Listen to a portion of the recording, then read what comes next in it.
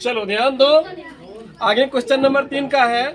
लिखो, एक व्यक्ति अपने आयताकार प्लॉट जिसकी लंबाई तथा चौड़ाई क्रमशः 16 मीटर तथा 9 मीटर है के बदले में समान क्षेत्रफल वाला एक वर्गाकार प्लॉट लेना चाहता है। ऐसे वर्गाकार खेत का परिमाप क्या होगा? चलो परिमाप मांग रहा है, यहाँ पर कह क्या रहा है? वर्गाकार प्लॉट का क्षेत्रफल जो है ये आयताकार प्लॉट के क्षेत्रफल के बराबर है। तो हम लोग यहाँ पर एक बार चित्र बना के देख लेंगे। जैसे कहने का अर्थ हुआ, ये जो वर्गाकार मैदान बना रहे हैं, प्लॉट है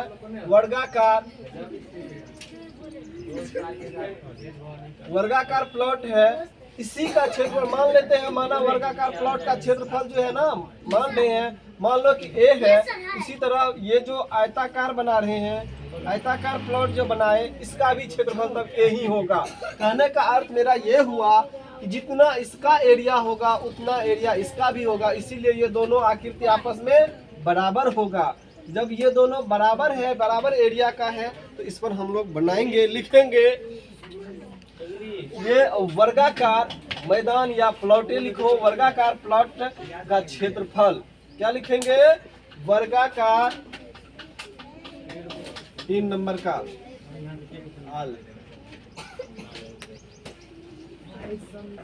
वर्गाकार प्लॉट का क्षेत्रफल बराबर होगा आयताकार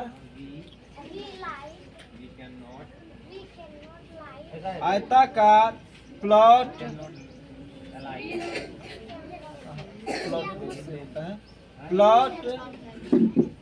का क्षेत्रफल। तो वर्गाकार प्लॉट का क्षेत्रफल बराबर होगा आयताकार प्लॉट का क्षेत्रफल। और आयताकार प्लॉट का क्षेत्रफल यहाँ पर हम लोग को भुजा दे रखा है। एक लंबाई है 16 और चौड़ाई दिया है 9।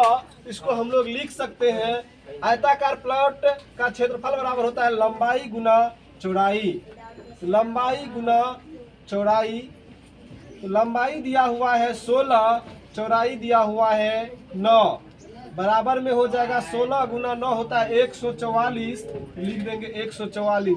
अब मीटर में है तो यहाँ पर स्क्वायर मीटर हो जाएगा। तो ये निकल गया हम लोग को आयताकार प्लॉट का क्षेत्रफल। क्योंकि ये दोनों आपस में बराबर है, तो इसको हम लोग बोल सकते हैं वर्गाकार प्लॉट का क्षेत्रफल। चलो क्षेत्रफल निकल चुका है, तो हम लोग को निकालना क्या है? अब भुजा निकालेंगे, उसके बाद ही ना परिमाप निकलेगा। तो लिखेंगे वर्गाकार प्लॉट का क्षेत्रफल बराबर होता है भुजा स्क्वायर। क्या होता है? वर्गाकार प्लॉट का क्षेत्रफल बराबर होता है भुजा स्क्वायर, फॉर्मूला के अनुसार। तो अब हम लोग यहाँ पर जानते हैं भुजा स्क्वायर होता है इसके बराबर। तो यहाँ पर हम लोग को निकल चुका है। मान यहाँ पर तुम लिख सकते हो 144 स्क्वायर मीटर। तो दोनों का क्षेत्रफल निकल गया है। लेकिन होता क्या है? इसका फॉर्मूला भुजा स्क्वायर होता है। यहाँ पर नीचे में भी लिख सकते थे, लेकिन यही हम लिख देते हैं। चलो नीचे में लिखते हैं। भुजा जब निकालना है, भुजा स्क्वायर बराबर हो जाएगा क्षेत्रफल, इसका वर्ग, ऐसे लिखते ना, वर्ग का भुजा या वर्गाकार प्लेट, वर्गाकार प्लॉट है ना, प्लॉट का एक भुजा बराबर रूट अंडर क्षेत्रफल होगा, रूट अंडर क्षेत्रफल होगा। तो ध्यान से देखिए, रूट के अंडर में क्षेत्रफल बराबर है दोनों का। इसका क्षेत्रफल के बराबर है इसका क्षेत्रफल, और उसका मान दे रखा है 144। तो इसका वर्गमूल आ जाएगा 12 मीटर हो गया। ध्यान से देखिए, जब वर्गाकार प्लॉट का एक भुजा हम लोग को 12 निकल गया है, तो अब इसका परिमाप निकालना है। परिमाप क्या होता है? वर्ग का परिमाप या वर्गाकार प्लॉट का परिमाप लिखो। तो परिमाप बराबर होता है वर्ग का परिमाप माप बराबर 4 गुना भुजा होता है, यानी कि साइड। तो हो गया 4 यहाँ पर, 12 निकल गया है, तो 12 से गुना कर दीजिए। 12 चौके होता है 48, तो 48 मीटर लिख दीजिए। यही हमारा आंसर होगा। वैसे बहुत आसान तरीका से बनाए हैं, यहाँ भी हम लोग कर सकते थे। वर्गाकार मैदान का क्षेत्रफल तो मालूम चलिए गया है।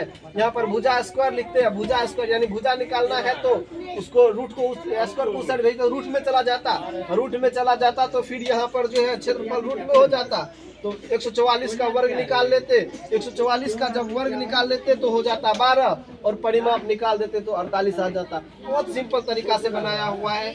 और इसी तरह से आप लोग ट्रिकी मैथ सर्कल पर, ट्रिकी